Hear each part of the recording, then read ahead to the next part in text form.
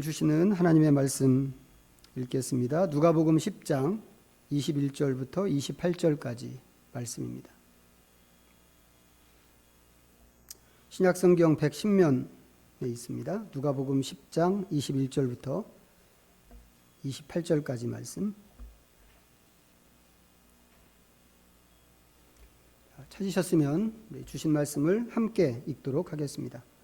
그때 예수께서 성령으로 기뻐하시며 이르시되 천지의 주제이신 아버지여 이것을 지혜롭고 슬기 있는 자들에게는 숨기시고 어린 아이들에게는 나타내심을 감사하나이다. 옳소이다. 이렇게 된 것이 아버지의 뜻이니이다. 내 아버지께서 모든 것을 내게 주셨으니 아버지 외에는 아들이 누구인지 아는 자가 없고 아들과 또 아들의 소원대로 계시를 받는 자 외에는 아버지가 누구인지 아는 자가 없나이다 하시고 제자들을 돌아보시며 조용히 이르시되 너희가 보는 것을 보는 눈은 복이 있도다. 내가 너희에게 말하노니 많은 선지자와 임금이 너희가 보는 바를 보고자 하였으되 보지 못하였으며 너희가 듣는 바를 듣고자 하였으되 듣지 못하였느니라. 어떤 율법 교사가 일어나 예수를 시험하여 이르되 선생님 내가 무엇을 하여야 영생을 얻으리이까? 예수께서 이르시되 율법에 무엇이라 기록되었으며 내가 어떻게 읽느냐? 대답하여 이르되 내 마음을 다하며 목숨을 다하며 힘을 다하며 뜻을 다하여 주 너희 하나님을 사랑하고 또한 내 이웃을 내 자신같이 사랑하라 하였나이다. 예수께서 이르시되 내 대답이 옳도다. 이를 행하라. 그리하면 살리라 하시니. 아멘. 지금 읽은 이 말씀 이렇게 보면서 지난주에 본 그 영화 한 편 좀 생각났습니다. 지난주에 아주 우연히 텔레비전을 보다가 본 영화인데 제목이 예수는 역사다 라고 하는 이제 그런 영화였습니다. 유튜브에 찾아보니까 유튜브에도 올라가 있더라고요. 이제 돈을 지불하는 그런 영화도 유튜브에 있고 또 이제 그냥 볼 수 있는 그런 영화도 이제 똑같은 영화가 유튜브에 올라가 있는데 시간을 내셔서 한 번씩 이 영화 좀 보시면 좋겠습니다. 이 영화는 리 스트로벨이라고 하는 사람에 관한 이제 이야기입니다. 이 사람이 시카고 트리뷴이라고 하는 이제 미국에서도 꽤나 유명한 그런 신문사의 기자로 재직하는 사람인데 이제 그 사람이 쓴 책을 이제 영화로 만든 겁니다. 그 사람이 쓴 책 이름이 예수는 역사다라고 하는 그런 책이 있거든요. 제 기억으로는 두란노에선가 번역을 해서 우리나라에서도 출간한 걸로 알고 있는데 어쨌거나 이제 그 책을 영화로 만든 이제 그런 영화입니다. 근데 이 사람은 어떤 사람이냐면 증명된 사실만 이제 사실로 인정하는 무신론자입니다. 근데 어느 날 이 사람의 부인이 아내가 예수님을 믿게 됐습니다. 이 리스트로벨이라고 하는 이 사람이 이제 자기 부인이 예수님을 믿겠다고 하고 교회를 나가고 뭐 이제 툭 하면 뭐 기도하고 성경 읽고 하는데 이제 그 상황을 좀 인정할 수가 없었습니다. 그리고 이제 표현은 하지 않았지만 어느 정도는 이 사람의 내면에 좀 분노 같은 게 좀 생기지 않았는가 하는 생각도 좀 듭니다.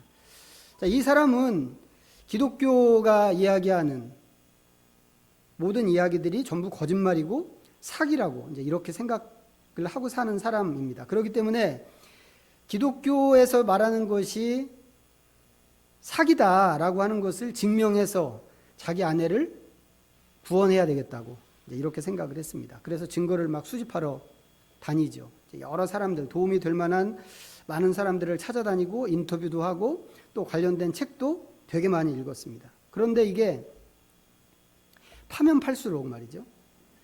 자기는 기독교가 가짜다라고 하는 것을 좀 증명해 보고 싶은데 그것을 위해서 막 끊임없이 연구하고 사람 만나고 파는데 파면 팔수록 자기가 원하는 것하고는 반대되는 이야기가 자꾸 나오는 것입니다. 결과적으로는 이 사람도 나중에 이제 하나님을 인정하게 됩니다. 하지만 정말 오랫동안 그 사실을 인정하는 것이 이 사람한테는 너무 어려웠습니다. 그래서 늘 마음에 생각하기를 자기가 납득할 수 있는 증거를 어떻게 해서든지 찾겠다고 하는 그런 생각을 붙잡고 가는 이제 그런 영화입니다. 혹시 우리 주변에도 그런 사람이 있는가요? 말씀드린 리 스트로벨이라고 하는 사람 같은, 이 사람처럼 막 증거를 찾겠다고 막 집요하게 파는 경우는 그렇게 흔하지는 않죠.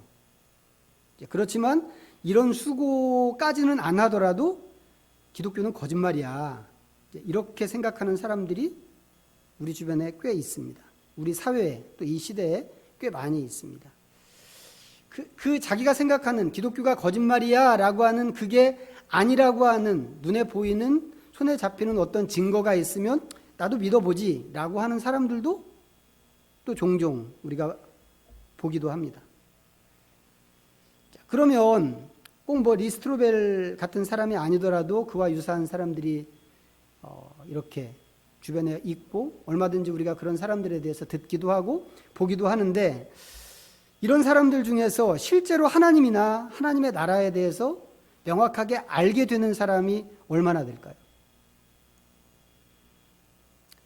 자, 오늘 읽은 말씀은 이제 그런 주제를 다루는 이제 그런 말씀입니다. 누가 하나님과 하나님의 계시를 알 수 있는가? 이게 주제입니다. 자, 21절 다시 보시죠. 그때 예수께서 성령으로 기뻐하시며 이르시되 천지의 주제이신 아버지여, 이것을 지혜롭고 슬기 있는 자들에게는 숨기시고 어린 아이들에게는 나타내심을 감사하나이다. 옳소이다. 이렇게 된 것이 아버지의 뜻이니이다. 예수님께서 하신 말씀이죠. 이것을 지혜롭고 슬기 있는 자들에게는 숨기시고 어린 아이들에게는 나타내심을 감사합니다 라고 그러셨습니다. 여기서 말하는 이것은 무엇일까요? 이 구절은, 지금 읽은 이 21절은 그때라고 하는 단어로 시작을 하고 있습니다. 이 그때에는 앞에 있는 구절과 이 21절이 연관이 있다고 하는 것을 보여주는 일종의 힌트입니다. 앞에 무슨 얘기가 있냐면 70인 전도대, 예수님이 파송한 70인 전도대가 돌아와서 사탄이 항복했습니다. 주의 이름으로 우리가 막 전하고 할 때 사탄이 항복합니다 라고 하는 것을 막 흥분해서 예수님께 보고를 하는데, 그 사람들에게, 보고하는 70인 전도대에게 예수님께서 하시는 말씀이 귀신들이 너희에게 항복하는 것으로 기뻐하지 말고 너희 이름이 하늘에 기록된 것으로 기뻐하라고 말씀을 하셨습니다. 그리고는 바로 이어서 그때 하나님께 예수님이 기도를 하시는데, 이것을 지혜롭고 슬기 있는 자들에게는 숨기시고 아이들에게는 나타내심을 감사합니다 라고 기도를 하시는 겁니다. 그러면 이것이, 여기서 말하는 이것이 뭘 얘기하는 것인지 답이 나오죠. 이것은 구원받는 진리를 이야기하는 것입니다. 사람은 무엇으로 구원을 받는가? 우리는 무엇으로 구원을 받는가? 생각해 보시죠. 우리는 무엇으로 구원받는가? 우리는 사실 이제 이 질문에 대해서는 답을 다 알고 있습니다. 그렇기 때문에 이런 질문이 그렇게 의미 있어 보이지 않을 수 있습니다. 그렇지만 예수님 당시에 살았던 사람들은 우리하고는 좀 달랐을 것 같습니다. 이 사람들, 예수님 시대에 살았던 사람들은 오랫동안 전통적으로 갖고 온 어떤 내용을 구원이라고 이렇게 규정하는 사람들이었습니다. 그런 시대에 살던 사람들을 생각하면서 예수님이 하시는 말씀이 이거란 말이죠. 이것을 지혜롭고 슬기 있는 자들에게는 숨기시고 어린 아이들에게는 나타내심을 감사합니다. 무슨 말인가요? 진짜 구원의 길, 하나님 나라의 원리, 하나님의 계시에 대해서 지혜롭고 슬기 있는 사람들은 알지 못하고 어린아이들은 안다. 이런 뜻이라고 보여집니다. 그런데 이런 얘기는 우리가 갖고 있는 상식하고는 되게 많이 떨어져 있는 이야기죠. 동떨어져 있는 그런 이야기입니다. 왜 그런가요? 보통은 지혜롭고 슬기 있는 사람이 더 많이 알아야 된단 말이죠. 그것을, 그렇게 더 많이 아는 그것을 우리가 지혜롭고 슬기 있다고 이렇게 이야기한단 말이죠. 이게 보편적인 뜻입니다. 지혜롭고 슬기 있다고 하는 말의 뜻. 이에 비해서 어린아이는 뭔가요? 어린아이는 일단 어리숙하단 말이죠. 어린아이들은 이제 자라가는 시기이기 때문에 일단은 세상에 대해서 지혜가 그렇게 많지 않습니다. 일단 경험이 충분하지 못합니다. 그리고 계속해서 배워가는 입장이기 때문에 지식도 성인에 비해서 짧고, 누가 속이겠다고 하면 속기도 잘하는 게 어린아이들입니다. 그런데 하나님의 계시에 대해서는 반대다, 이런 말씀인 것입니다. 왜 그런가요? 하나님께서 지혜롭고 슬기 있는 자들에게는 감추셨기 때문이고 어린아이들에게는 나타내시기 때문에 그런 것입니다.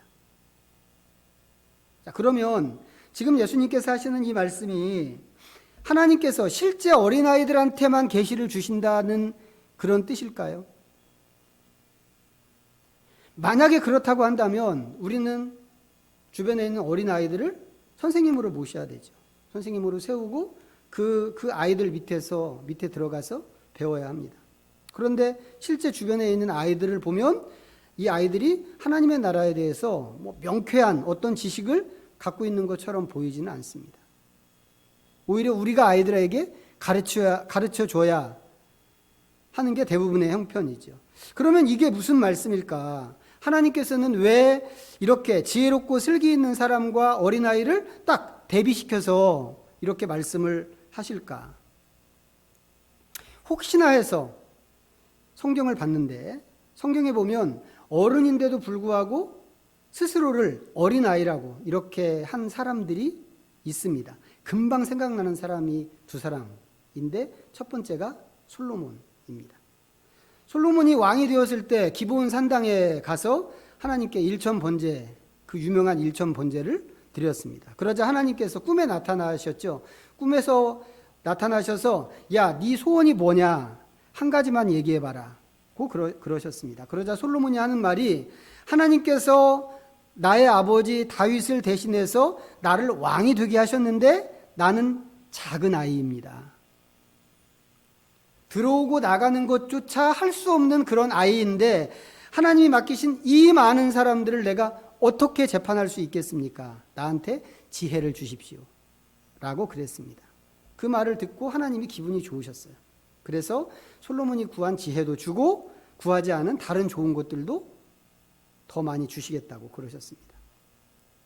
그래서 솔로몬의 그 지혜,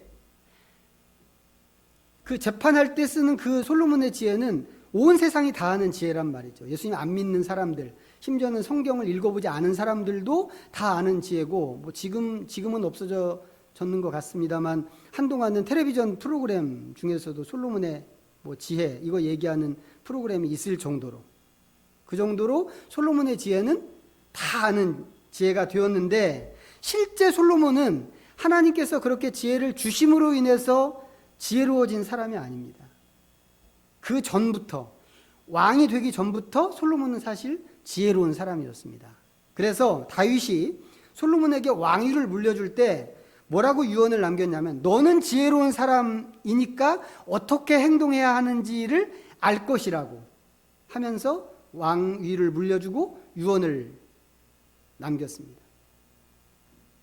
솔로몬이 몇 살에 왕이 됐는지는 알려지지 않았습니다만 당연히 어린아이도 아닙니다. 그런데 솔로몬은 하나님 앞에서 자기를 아이라고 그랬고 마치 지혜를 갖지 않은 사람처럼 그렇게 말씀을 드렸습니다. 솔로몬이 그래서 첫 번째, 스스로를 어른인데도 불구하고 스스로를 아이라고 이야기한 첫 번째 사람, 생각나는 첫 번째 사람입니다. 두 번째로 생각나는 사람은 예레미야 선지자입니다. 예레미야는 유다 역사 말기에 활동하던 선지자죠. 하나님께서 이 사람을 선지자로 부르셨습니다. 하나님께서 예레미야를 찾아오셔서 뭐라고 부르시느냐면, 내가 너를 알고 너를 성별해서 선지자로 세웠다고 이렇게 말씀을 하셨습니다. 그러자 예레미야가 깜짝 반가워하면서 하나님 감사합니다 이렇게 한 게 아니고 엄청 슬퍼하면서 나는 아이입니다. 말을 할 줄 모릅니다. 라고 그랬습니다. 하나님께서 그런 예레미야에게 뭐라고 그러셨게요? 너는 아이라고 말하지 말아라. 라고 그러셨습니다. 예레미야도 아이가 아니었던 것이죠. 그런데 자기를 아이라고 그렇게 고백을 했습니다. 이런 식으로 성경에서 하나님의 부르심을 입은 사람들이 스스로를 어린아이로 고백을 했습니다. 그런데 예수님께서 말씀하실 때 하나님은 당신의 계시를 지혜롭고 슬기 있는 사람들에게는 감추시고 어린아이들에게 나타내신다고 그러셨단 말이죠. 자, 그러면 이 말씀은 실제로 나이가 어린 아이에게만 하나님께서 계시하신다 그런 뜻일까요? 아니면 솔로몬이나 예레미야처럼 하나님 앞에서 스스로를 어린아이 취급하는 사람에게 계시하신다고 하는 그런 말씀일까요? 하나님께서는 뭐든지 하실 수 있죠. 어른들 다 뒤로 빼고 어린아이에게만 계시를 주실 수도 얼마든지 있습니다. 뭐든지 하실 수 있는 분이 하나님이시기 때문에 사실은 이것도 저것도 다 가능할 수 있는 그런 일입니다. 그래서 제가 지금 두 가지 질문을 이렇게 드렸습니다만 이제 거기에 대해서 이거다 저거다 이렇게 말하기 전에 또 다른 길을 생각해 봤습니다. 이런 겁니다. 자, 지혜롭고 슬기 있는 사람은 어떤 사람인가? 지혜롭고 슬기 있는 사람은 스스로 답을 찾는 사람입니다. 우리가 아는 상식에. 앞에 소개해드렸던 그 영화의 주인공처럼 애쓰고 노력하면 자기 힘으로 답을 찾을 수 있다고 그렇게 생각을 하는 것입니다. 이런 사람은 끊임없이 의심하고 자기 논리를 가지고 그 자기가 원하는 것을 찾아갑니다. 이에 비해서 어린아이는 의심할 줄 모르죠. 의심을 하더라도 어른들처럼 그렇게 정교하게 의심하지는 못합니다. 그래서 주로 어떻게 하나요? 알려주는 대로 믿는 게 아이들의 특징이라고 할 수 있습니다. 물론 모든 아이들이 다 그렇지는 않습니다. 특히 요즘 같은 시대에는 아이들이 정말 발랑 까졌잖아요. 그렇기 때문에 모든 아이들이 다 그렇다고는 할 수 없겠지만 일반적으로 보면 아이들은 그렇다고 하는 것입니다. 그런데 지금 예수님 말씀을 보니까 예수님이 말씀하시는 그 자리에 실제 어린아이가 보이지 않습니다. 그런데도 예수님께서 이런 말씀을 하신 이유가 무엇일까 생각해 보면 어린아이처럼 하나님이 말씀하시는 것을 받아들이는 사람을 의미하는 것이 아닐까 하는 것입니다.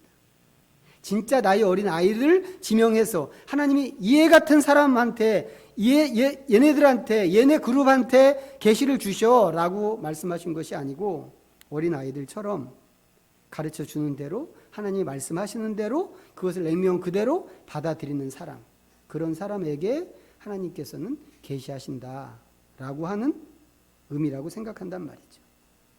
그런데 그렇게 하는 것이 하나님의 뜻이라고 하는 거죠. 어떻게 보면 되게 어설퍼 보이는 그런 방식인데 이것이 하나님이 정하신 원리입니다. 지혜롭고 슬기 있는 자들에게는 감추시고 어린 아이들에게는 나타내신다고 하는 것. 자, 요거 하나 우리가 좀 기억하고 갔으면 좋겠습니다. 자, 이렇게 감사 기도를 예수님이 들으셨는데 감사 기도 드리신 예수님께서 기도 후에 제자들에게 말씀하시는 게 있습니다. 23절입니다. 23절과 24절 두 절. 제자들을 돌아보시며 조용히 이르시되 너희가 보는 것을 보는 눈은 복이 있도다. 내가 너희에게 말하노니 많은 선지자와 임금이 너희가 보는 바를 보고자 하였으되 보지 못하였으며 너희가 듣는 바를 듣고자 하였으되 듣지 못하였느니라. 자, 앞에서 제가 질문 드렸던 거 있었어요. 사람은 무엇으로 구원을 얻는가? 라고 하는 질문이었습니다. 정답은 당연히 예수님이죠. 우리는 예수님으로만 구원을 얻는데 이것은 우리만 그러는 게 아니고 세상에 있는 모든 사람에게 동일하게 적용되는 그런 원칙입니다. 차별이 없습니다. 국가와 민족과 언어와 문화와 교육 수준과 재산의 유무, 심지어는 종교를 망라해서 누구에게나 똑같은 원리란 말이죠. 모든 사람은 예수님으로만 구원을 얻을 수 있습니다. 그런데 여기 예수님께서 제자들에게 하시는 말씀이 뭐냐면 너희가 보는 것을 보는 눈은 복이 있다. 이렇게 말씀을 하셨습니다. 제자들이 보는 것이 있고 또 제자들이 보는 그것을 똑같이 보는 사람들이 있는 거란 말이죠. 이 사람들 정확하게 뭘 본 것일까요? 예수님을 본 거란 말이죠. 예수님. 그리고 예수님으로 인해서 벌어지는 일들을 본 것입니다. 예수님을 보는 것이 복된 거죠. 예수님을 보는 것이 복되다고 말씀을 하시는 건데, 이게 복된 이유는 예수님이 하나님께서 약속하신 그리스도, 메시아이기 때문에 그렇습니다. 하나님께서 이 메시아를 통해서 새로운 나라를 세우시고 그 나라로 사람들을 초대해서 새로운 백성을 만들 것을 계획을 하셨습니다. 하나님의 이런 계획을 이스라엘 사람들이 구체적으로는 이해한 것 같지는 않죠. 어떤 부분에서는 아주 심각하게 오해했던 그런 부분도 있었습니다. 하지만 이 이스라엘 사람들은 하나님의 약속을 믿었습니다. 그렇기 때문에 그 약속을 이루실 그리스도를 오래전부터 기다려왔습니다. 선지자들과 임금들이 보고 싶어 했다고 하는 이야기는 이제 그런 이야기란 말이죠. 보고 싶어 한 사람들은 아마도 정말 간절한 마음으로 보고 싶어 했을 것 같아요. 다만 그럼에도 불구하고 보지 못했는데, 보지 못한 이유는 아직 때가 차지 않았기 때문에 그렇습니다. 때가 차지 않아서 그리스도가 오시지 않았기 때문에. 그런데 이제 때가 차서 그리스도이신 예수님이 오셨고, 그 예수님을 눈으로 보고 귀로 듣는 사람들이 있는데, 그 사람들은 복될 수밖에 없다고 하는 것입니다. 예수님이 해답이고 예수님의 구원의 길이기 때문에 그렇습니다.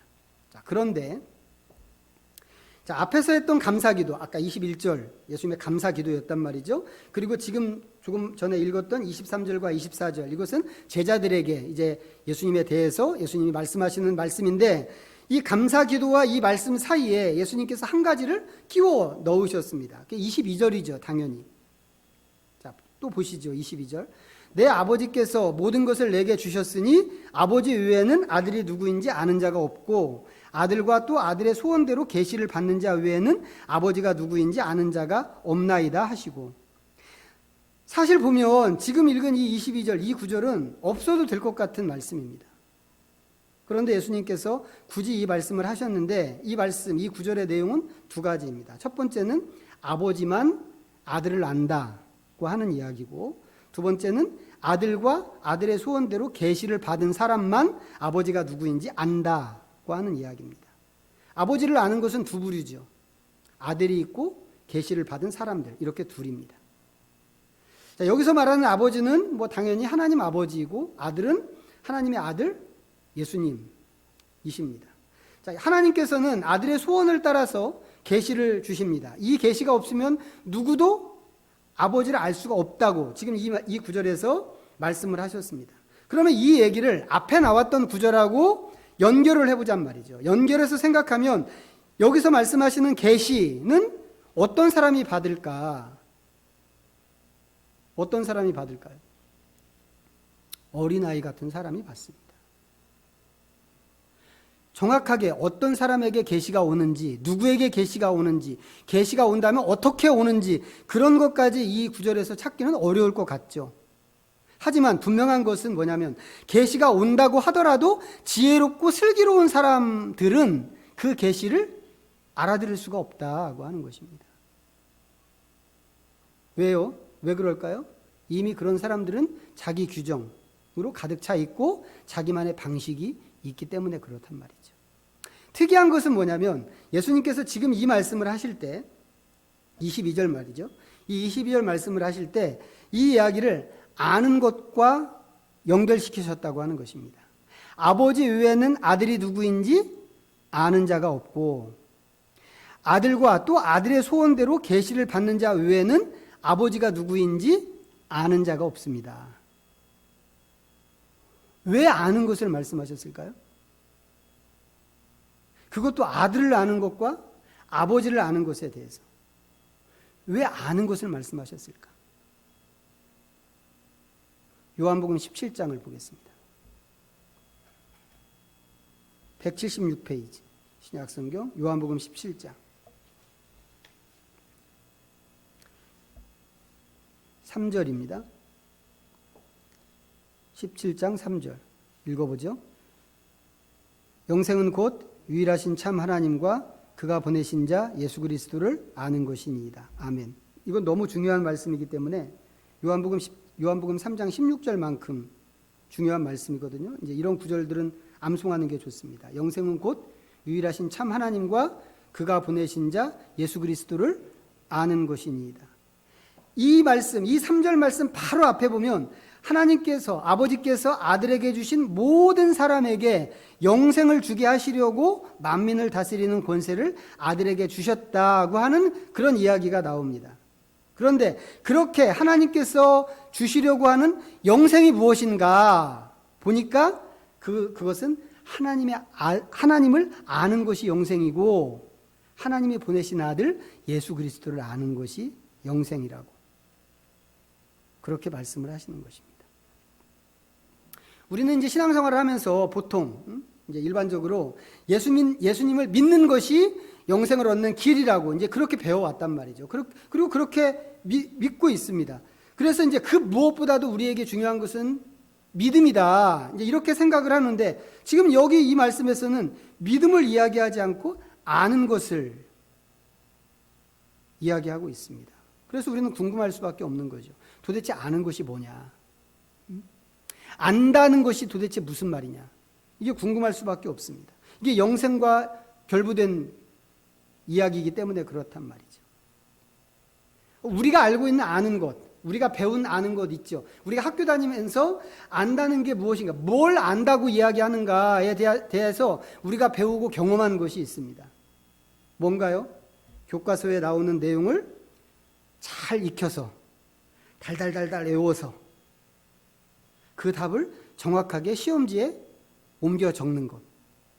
이게 아는 것이란 말이죠. 이게 우리가 배운 아는 것입니다. 그래서 시험을 보러 들어가면 아는 것은 맞추고 모르는 것은 못 맞춘단 말이죠. 이게 일반인들이 안다와 모른다를 구분하는 기준입니다. 교과서에 나와 있는 내용을 잘 익혀서 시험지에 정확하게 옮겨 적는 것. 이게 아는 것입니다. 자, 그런데 오늘 본문에서 예수님께서 아버지를 아는 것과 아들을 아는 것에 대해서 말씀하셨잖아요. 아까 누가복음에서. 그러면 이스라엘 백성들은 어땠을까? 이스라엘 백성들은 하나님을 알았을까요? 몰랐을까요? 요한복음 8장으로 가보겠습니다. 요한복음 8장.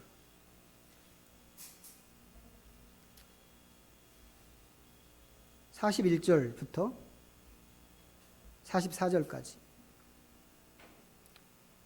읽습니다. 너희는 너희 아비가 행한 일들을 하는도다. 대답하되 우리가 음란한 데서 나지 아니하였고 아버지는 한 분뿐이시니 곧 하나님이시로다. 예수께서 이르시되 하나님이 너희 아버지였으면 너희가 나를 사랑하였으리니 이는 내가 하나님께로부터 나와서 왔음이라. 나는 스스로 온 것이 아니요 아버지께서 나를 보내신 것이니라. 어찌하여 내 말을 깨닫지 못하느냐? 이는 내 말을 들을 줄 알지 못함이로다. 너희는 너희 아비 마귀에게서 났으니 너희 아비의 욕심대로 너희도 행하고자 하느니라. 그는 처음부터 살인한 자요 진리가 그 속에 없으므로 진리에 서지 못하고 거짓을 말할 때마다 제 것으로 말하나니 이는 그가 거짓말쟁이요 거짓의 아비가 되었습니다. 아멘. 유대인들이 생각하는 유대인들의 아버지는 누군가요? 하나님이십니다. 유대인들은 하나님이 자기 아버지라고 이렇게 생각했습니다. 그런데 예수님께서 하시는 말씀은 뭐예요? 하나님은 니네 아버지가 아니다. 이렇게 말씀을 하시는 겁니다. 그러면서 오히려 너네 아버지는 마귀다 라고 그러셨습니다. 예수님이 그렇게 말씀하시는 데는 이유가 있었죠. 이유는 유대인들이 하나님의 길을 따르지 않고 마귀의 길을 따르기 때문이라고 그러셨습니다. 그런데 유대인들은 하나님을 아버지라고 생각했단 말이죠.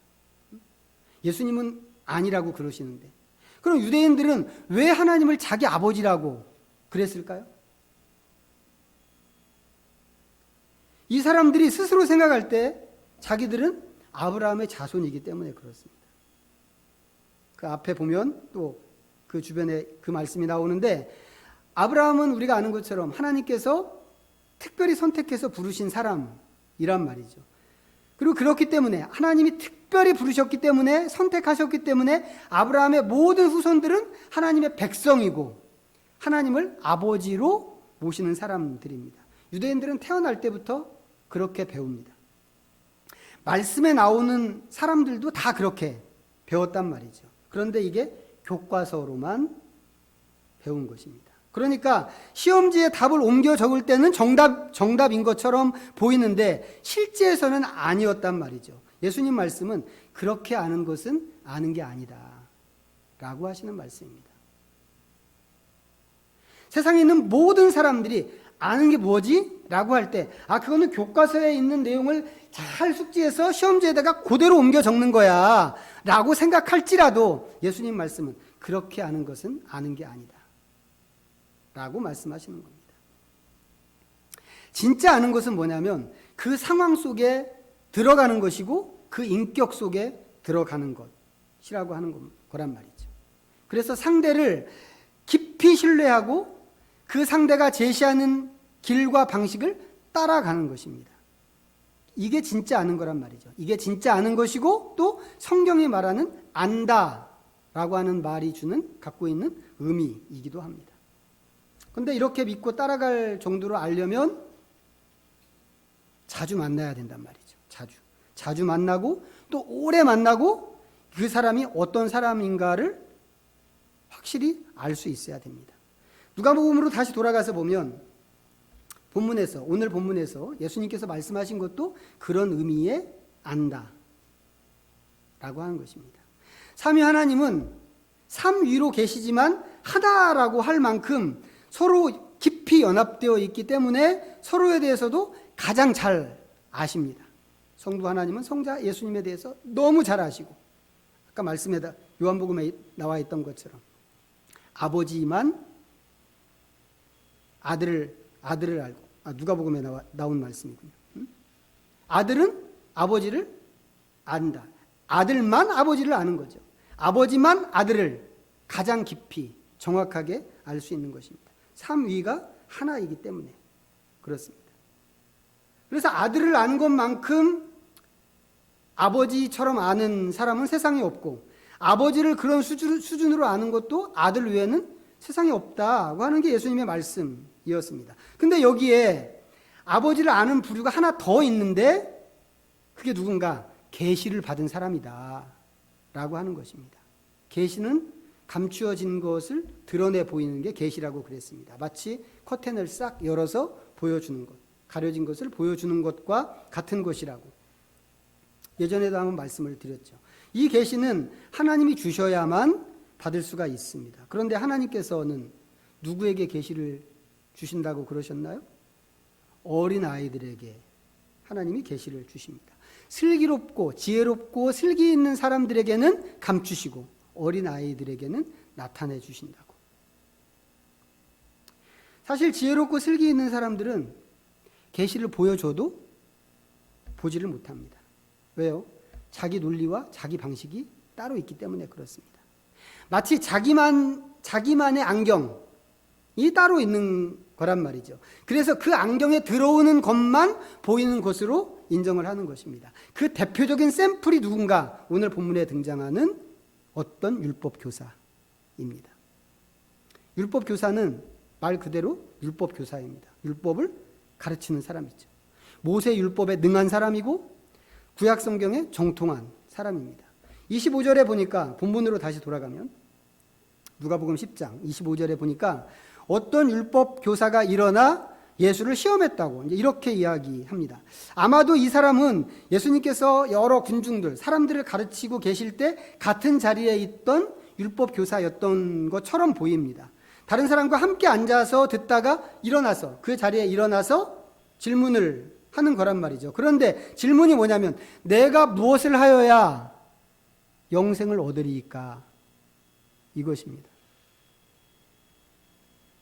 여러분 이 질문을 들을 때 이런 생각이 드시는가요? 내가 너 때문에 정말 미치고 팔짝 뛰겠다. 이런 생각이 드시나요? 우리가 오늘 본문을 시작할 때 하나님께서 계시를 지혜로운 자에게는 숨기시고 어린 아이들에게는 나타내신다고 하는 말씀으로 시작을 했습니다. 그런데 이 계시는 그 앞에 나오는 이야기하고 연결할 때 사람이 어떻게 구원을 얻는가를 보여주는 계시라고 그랬습니다. 예수님께서는 이 계시를 하나님을 아는 것과 연관 지으셔서 말씀을 하셨죠? 그렇게 하신 이유는 요한복음에서 우리가 본 것처럼 하나님을 알고 예수님을 아는 것이 영생이기 때문에 그렇습니다. 그러면 바르게 반응하는 사람이라면 이런 가르침을 받았을 때 어디에 집중해야 되겠어요? 예수님에게 집중을 해야 된단 말이죠. 특히 영생을 얻어야 되겠다고 생각하는 사람은 더더욱 그렇습니다. 왜 그런가요? 예수님을 아는 게 영생이니까.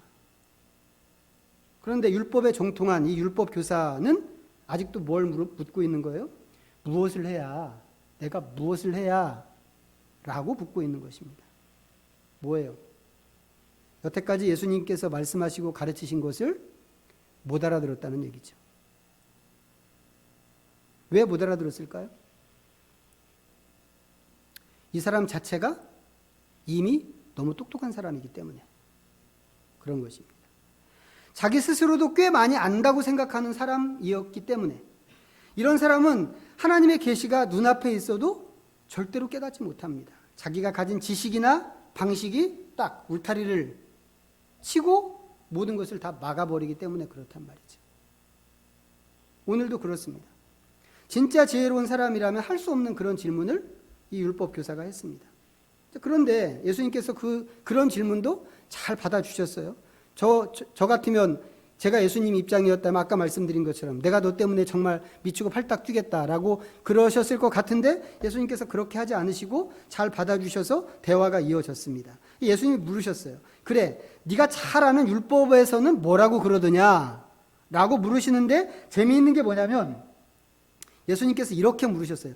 네가 그 율법을 어떻게 읽느냐? 라고 물으셨다는 겁니다. 율법에 뭐라고 쓰여 있으며 너는 그것을 어떻게 읽느냐? 뭐예요? 같은 글을 읽어도 읽는 사람마다 다르게 해석할 수 있다. 그런 의미일 수 있는 거죠. 그런 의미에서 너는 그러면 그것을 어떻게 해석하고 이해하느냐라고 하는 그런 질문입니다. 율법 교사가 예수님의 질문에 자기 나름대로 자기가 이해하는 대로 대답을 했는데 대답을 잘했습니다. 마태복음에 가서 보면 똑같은 장면이 나오는데 거기서는 이 대답을 이 율법 교사가 한 것으로 되어 있지 않고 예수님이 해주시는 것으로 되어 있습니다. 예수님이 두 가지 말씀하세요. 첫째는 하나님을 사랑하는 것이다. 둘째는 내 이웃을 내 몸같이 사랑하는 것이다. 이렇게 두 가지로 예수님이 말씀하십니다. 그러니까 오늘 이 누가복음 본문에서 율법 교사가 대답한 대답이 정답인 게 분명합니다. 그리고 예수님께서도 율법 교사에게 내 대답이 옳다고 하시면서 이를 행하라고 말씀을 하셨습니다. 그러면 율법 교사는 뭐 해야 될까요? 예수님 말씀대로 가서 행해야 되는 거죠. 그런데 우리가 읽지는 않았습니다만 이어지는 구절을 보면 이 사람이 그렇게 하지 않습니다. 안 하고 뭐 하나요? 그럼 내 이웃이 누구입니까? 라고 되묻습니다. 자기를 옳게 보이려고. 이런 건 아는 게 아니란 말이죠. 교과서에 있는 내용을 시험지에 그대로 옮겨 적기는 했습니다. 이 사람이. 그런데 그 말씀대로 실행하지도 못할 뿐만 아니라 오히려 그 율법으로 자기를 옳게 보일 수 있겠다고 하는 다른 계산을 하고 있는 것이란 말이죠. 이런 사람은 절대로 하나님의 뜻 알 수 없다고 하는 것입니다. 왜 그렇다고요? 너무 똑똑하고 다 안다고 생각하기 때문에 그런 것입니다. 오늘 말씀을 돌아볼 때 하나님 나라의 계시나 하나님의 뜻은 우리가 생각하지 않는 그런 방식으로 온다고 보는 것이 맞을 것 같습니다. 그렇기 때문에 우리의 생각을 고정시켜 버리면 이건 이제 지혜로운 어른들이 하는 일이란 말이죠. 아이들은 그렇게 고정되어 있지 않습니다. 생각이. 우리 생각을 그렇게 고정시켜 버리면 우리가 전혀 생각하지 않은 그런 방식으로 하나님 나라에 대한 어떤 계시가 우리에게 올 때 그 뜻을 절대로 알아들을 수 없단 말이죠. 우리가 성경 말씀을 읽다 보면 그런 경험 하잖아요. 같은 말씀인데. 이 똑같은 말씀을 한 권으로 된 이 말씀 우리가 수도 없이 읽었잖아요. 수도 없이 읽었기 때문에 늘 같은 말씀 반복해서 읽게 되는데 같은 말씀인데도 시기와 상황에 따라서 전혀 다른 의미로 우리에게 다가오는 때가 있단 말이죠. 이건 우리가 다 한두 번 이상씩은 다 경험하지 않았어요. 이게 계시의 신비란 말이죠. 계시의 신비고 하나님의 신비입니다. 하나님께서는 너무 크신 분이고 너무 창의적이신 분이기 때문에 다양한 환경에서 다양한 방식으로 우리에게 보여주시고 말씀하시는 그런 분이십니다. 그때 하나님이 그렇게 우리에게 보여주시고 우리에게 말씀하시는 그때 우리가 율법 교사처럼 하게 되면 하나님의 계시는 잡을 수가 없다고 하는 것입니다. 그럼 어떻게 해야 될까요? 전혀 납득이 안 되는 경우라고 하더라도 어린아이처럼 믿고 받아들이고 한번 따라가 보지 라고 하고 따라가게 되면 그때 하나님의 기쁘신 뜻이 무엇인지 알 수 있다고 하는 게 제 얘기가 아니고 이미 앞에서 경험했던 수많은 성도들의 간증이란 말이죠. 그런 점에서 오늘 우리는 어린아이가 되기로 다짐했으면 좋겠습니다. 어린아이가 그냥 보기에 되게 어수룩한 존재이기는 하지만 그와 다르게 그 이면에 믿고 따라가는 존재이기도 한데 그런 점에서 어린아이처럼 우리가 하나님의 말씀, 하나님이 보여주시는 것들 그런 것을 믿고 따라가면 시간이 갈수록 하나님 경험이 우리에게 더 많이 쌓이고 쌓여지게 될 것이다 라고 하는 것입니다. 그래서 오늘 우리가 이것을 결심했으면 좋겠습니다. 어수룩해 보이더라도 어린아이가 되어야 되겠다. 오히려 하나님께서 말씀하실 때 어수룩하게 어린아이처럼 내가 이 말씀을 믿음으로 받습니다 라고 하고 따라갔으면 좋겠다 라고 하는 것입니다. 부디 우리의 인생 여정, 믿음의 순례 여정에서 그런 태도로 삼위 하나님을 더 많이, 더 깊이 아는 복된 성도들이 다 되시기를 축복합니다. 기도하겠습니다. 오늘 주신 말씀 잠시 생각하면서 우리 하나님 앞에 묵상으로 나갑니다.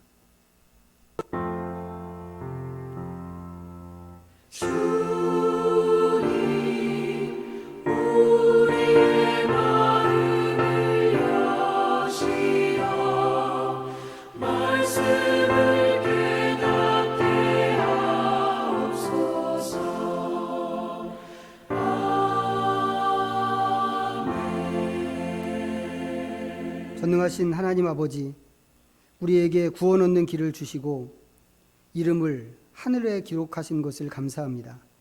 이 길을 얻는데 높은 학식이나 화려한 경력을 원하셨다면 우리는 이 길을 걸을 수 없었을 것입니다.